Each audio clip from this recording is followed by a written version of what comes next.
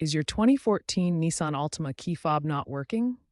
The most common culprits are a dead battery, programming issues, or physical damage. First, check the CR2032 battery.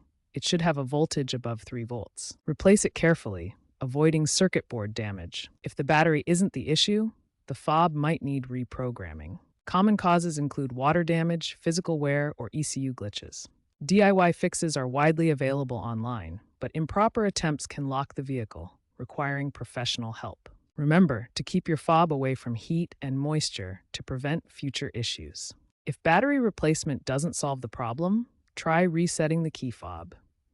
This usually involves cycling the ignition and pressing buttons in a specific sequence inside the vehicle. Ensure there's no metal interference during the reset. Online tutorials on platforms like YouTube and Nissan forums demonstrate these steps. If resetting fails, reprogramming might be necessary. While dealerships charge $50 to $150 for this service, many users have success with DIY methods described in online communities, saving money. If issues persist, it could indicate an ECU fault, requiring professional attention from a mechanic.